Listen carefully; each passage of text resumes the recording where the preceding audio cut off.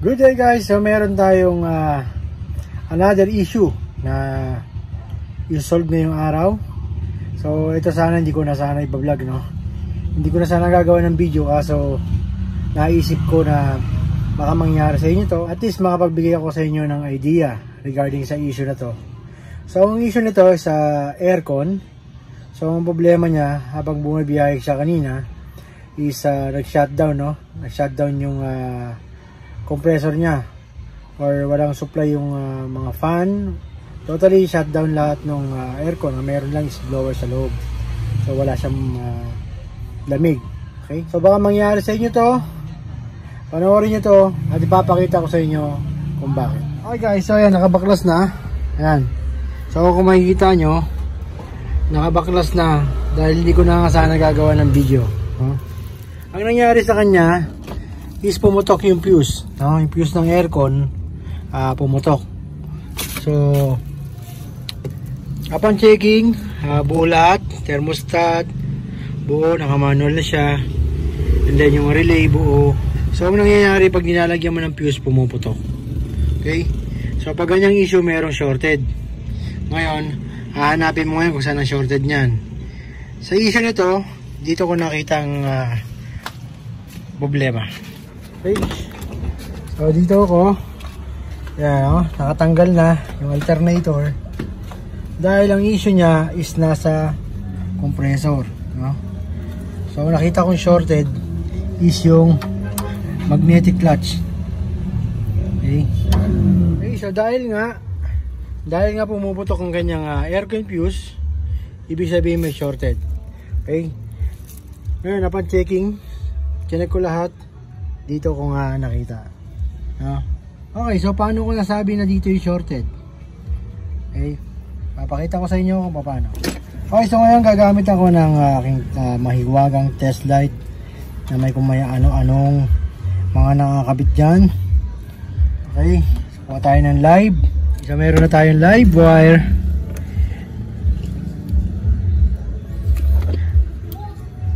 Okay, sabihin na natin meron kang fuse 15 amperes or 10 amperes.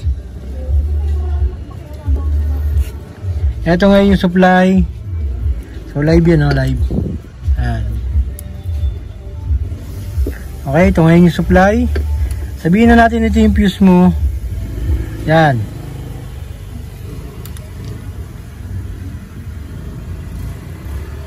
Okay, pagmasdan nyo maigi guys. Okay, itatap ko yan doon, i-contact ko siya, tignan nyo kung ano mangyayari. Yun, nakita nyo, nagbaga. It's burning, it's burning. Okay, so nasusunog. Okay, sasabihin na natin yan yung fuse mo. Yan yung magiging reason ngayon ng pagputok ng fuse.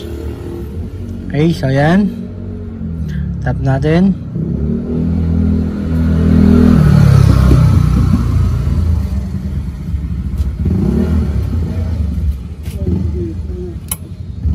Ayan, nakita nyo nag-engage yung clutch pero nagbe-burn, no? So ganyan na nangyayari sa fuse nyo, nagbe-burn siya.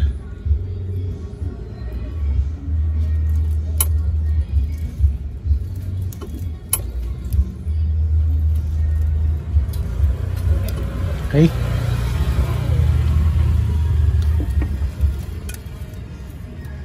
so yan ang reason ng shorted. So gagawin ko ngayon, bababa ko yung compressor para mapalitan natin yung magnetic clutch. Okay guys, so yan ang compressor natin. So magnetic clutch, siya yung humihigop sa clutch para mag-contact yung clutch at saka yung pulley, no? Para bumomba yung compressor. Okay, so tatanggalin natin yan, then yung pulley para makuha yung magnetic clutch. Okay guys, so yan na. So tanggal ko na yung pinaka pulley.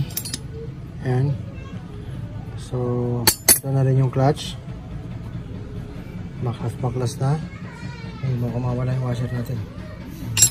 Okay, so ayan yung magnetic clutch. So ito yung magnetic clutch. Ayan, kung nakikita nyo, lumobo na. Ayan. So ito, shorted na yan. Kaya pumuputok ngayon yung fuse. Okay? So ito ipapalit natin dyan para gumana ulit dyan. Okay guys, so yan, nag-decide kami na SAR Plus ang ikabit. Dahil tight ang budget. Tight ang budget ni Alas TV. Okay. So okay naman yan, SAR Plus kasi original yan. Kesa dito sa replacement, no? Okay, so kakabit na natin itong pulley. Kumpletuhin na natin yan. And then papakita ko sa inyo yung difference niya kanina sa pagputok ng fuse o pagsunog ng wire dito sa bagong kinabit natin, bagong luma. Okay guys, yan, nakakabit na. Ayan. Okay, ngayon testingin natin. Malay mo, mali ako ng hinala. Ayan. Okay, zoom natin para makita nyo ang ating tutorial, no? Okay. Ayan. So tignan nyo ulit yung wire. Kanina nasusunog, nagbabaga. Ngayon, ayan. So nagko-contact na yung compressor, pero hindi nasusunog yung wire. Ayan. Ayan, nakababa dyan. So ibig sabihin yan, okay na yung clutch natin. So sasembulin ko na yan. Tignan natin mamaya kung gagana. Okay? Then lalagyan natin ng fuse doon sa main fuse. Tignan natin kung gagana. Okay guys, so yan, kompleto na. Naibalik ko na lahat. Okay, nalagyan na natin yung fuse. Tignan natin kung puputok pa. So naka-convert na yung fuse niya, no? Nagkaroon na ng issue dati yung fuse box niya doon, ng aircon. Kaya ang fuse na nakalagay dito ngayon is yung square fuse na. Okay? Asa? Okay, so ito yung kakabit natin ngayon. Patingin dati. So ito yung naputok dati, no? Yung kanina. Habang bumabiyahe siya, pumutok to. Okay. Ayan, kabit natin to kung puputok pa.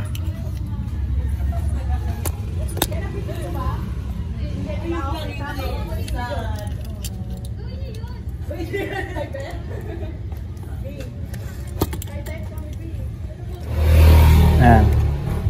Okay. So yung pag may melt yan, ibang issue yun. Yung pagputok, iba yung issue. Okay, so check na natin. Start.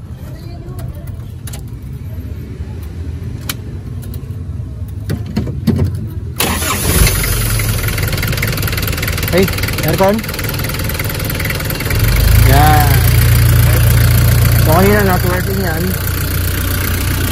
Pag pumaputok na fuse. So ang complaint niya kanina, nag-shutdown yung aircon, may blower, and then hindi gumagana yung compressor, hindi gumagana yung idle lock.